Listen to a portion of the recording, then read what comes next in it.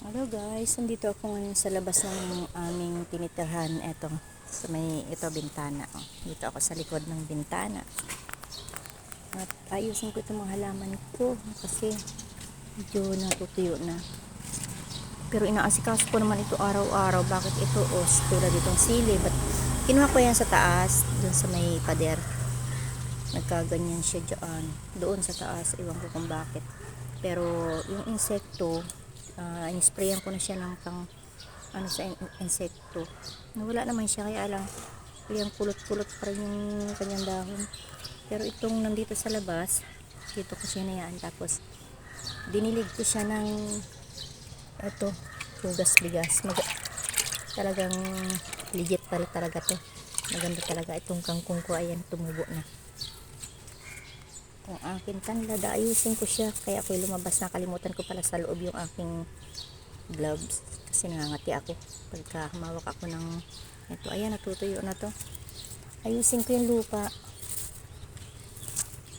Ayan siya guys, yung mga tanim-tanim ko, at gusto ko talaga may tanim-tanim ako. Ito guys, ito hindi ko ginagamas kasi alam ko ito yung ito, spinach, sabi nung kaibigan ko, kaya hindi ko siya ginamas. Dati inaalis ko yung mga yan. Ewan ko kung ano yan, nagugulay yan. Tapos itong sayang ni aking talinom, ayun, sa likod.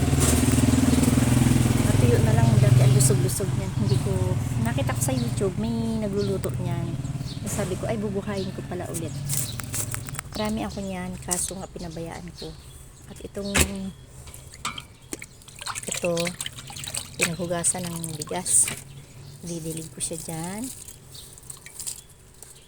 Nung ito yung pinagdidilig ko, gumaganda yung aking halaman. Tumutubo siya ng maayos. Ito naman, hindi pa nasusulian. Ewan ko kung gaganda pa yan. Parang hindi ko lang alam. Try lang. Aalisin ko yung mga damo-damo sa ilalim kasi nang aagaw yan ng nutrients. Ayan. Tapos ito guys, yung mga maliliit na yung punla yan. Ano yan? Ang talong. Aywan ko kung talong nga ba yan. Pero hindi naman sana damo yan. Dinidiligan ko rin yun siya ng hugas ng bigas.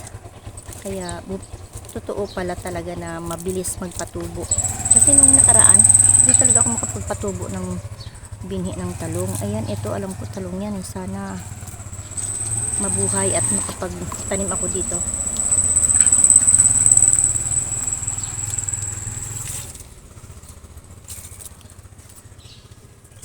Kasi ako masyado mahilig ng mga bula-bulaklak. Depende lang sa gusto ko talaga. Sayang mga na pabayaan ko na. Ang ayaw kong mawawala dito ay yung tanlad. Sabagay, lahat naman ayaw ko yung mawawala.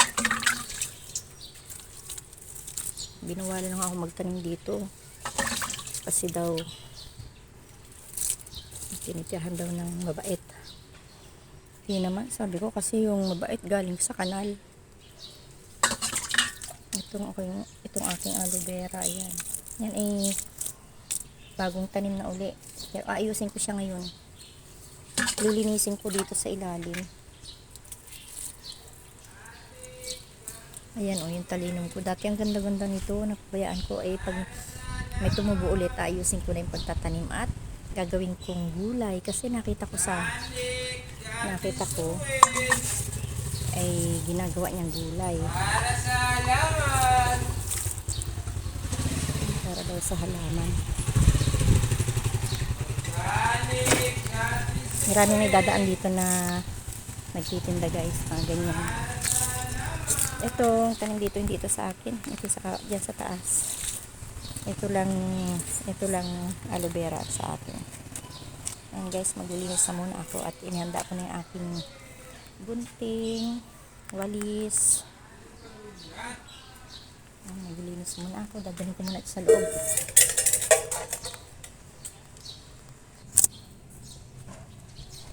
Ito na guys, at aking lilinisin ang aking halaman dito. Itong camera ay baka mamaya matumba. Ako, hirap na. ano ko ng bato. Kaso wala naman bato. Yun, matumba na nga. Ito na lang. Ang hirap guys. Ayan. Lilinis na muna ako.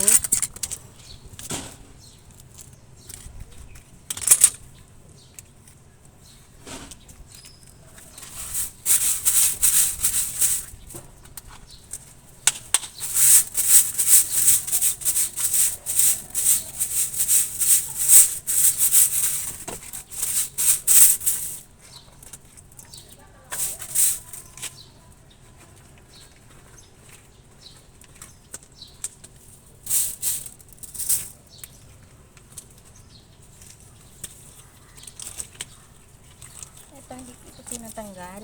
Ito kasi ito ay gamot daw sa lagnat. Kaya hindi ko inaalis yan. Baka kailanganin. Hindi ko pa na-try kaso maganda raw yan. Ayan. Ang hirap. Malikot siya ang camera. Kasi nga ang hirap magpatong.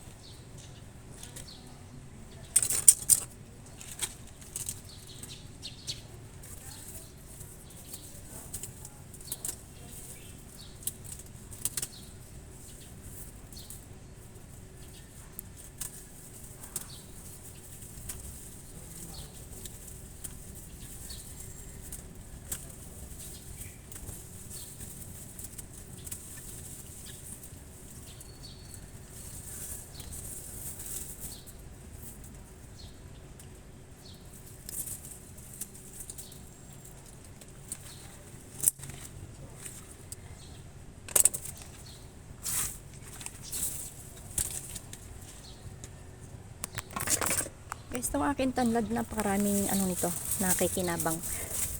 Kahit gaganyan-ganyan yan. Maraming nangihingi dito. Hindi raw sila makabuhay. Ewan kung bakit.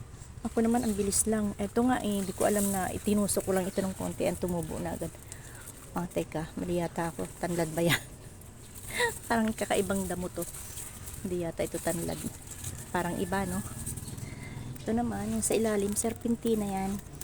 Ang ginawa nung sa taas, ginamas lahat kasi ang pangit daw tingnan damo-damo.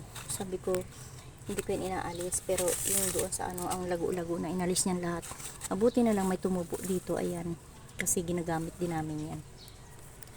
Alam niyo naman yung serpentina, di ba? Kaya hindi ko inaalis yan. Ako kasi gusto ko yung ganyan, yung mapapakinabangan na damo-damo. Ayan guys.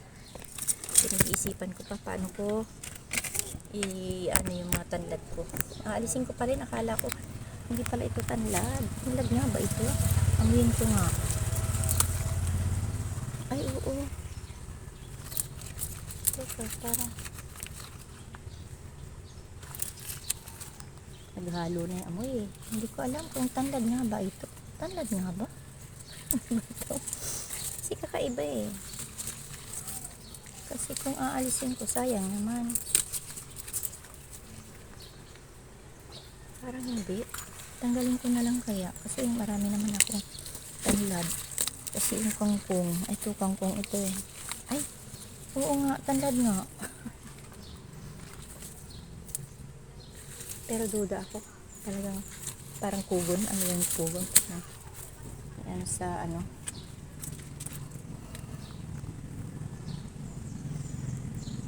Ilang minuto na ba ako? Okay na guys. Ako muna ay maggagamas dito. Salamat sa inyo. Magandang umaga. Please subscribe, like, and share. Bye bye.